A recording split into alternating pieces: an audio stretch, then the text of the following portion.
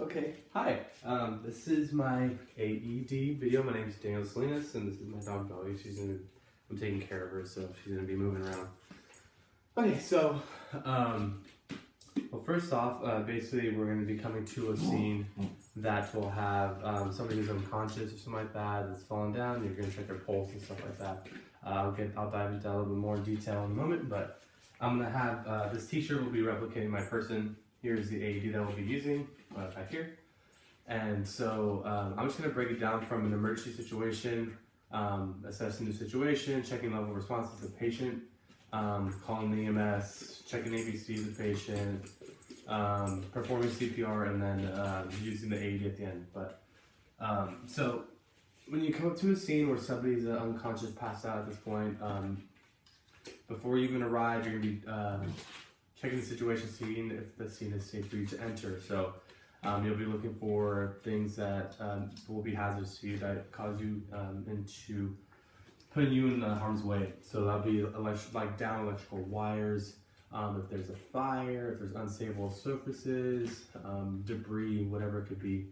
You want to make sure that you're safe so you can get to the patient and not harm yourself. So with that afterwards, after the scene is safe, you're going to check the level of responses of them. So if you come to a patient who's unconscious, you'll shake their shoulders, say, hey, are you awake? Are you alive? And then if you get no response there, you can do sternal rub, you can do trap pinch, whatever gets them to kind of wake up or even get a response. But so let's say that there's no response. At that point, I'm going to direct somebody, if there's anybody near me, to call 911 to activate EMS. If not, I will call them immediately and get them there as soon as I can. After that, I will be checking ABC, so I'll be checking, going into the patient, look, listen, kind of feel, check their airway, open their mouth. I would then scan the body for any bleeding. I would see if I would see them breathing at all, getting close to their mouth, and seeing the chest rise and fall. Check their circulation. Also, the next thing is checking their carotid pulse or doing their radial pulse,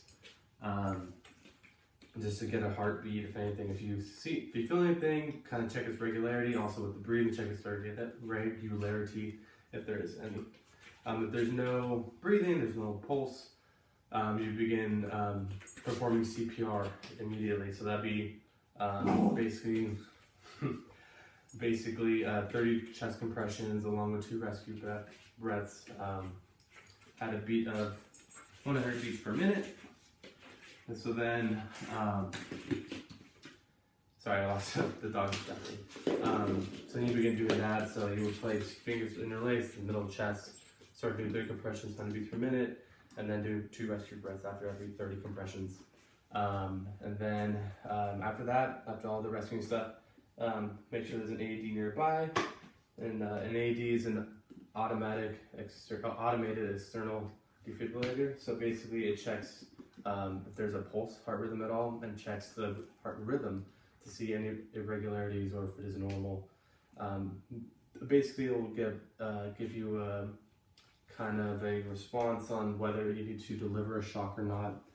Usually they'll do it with ventricular fibrillation, where it's an irregularity of the heart rhythm.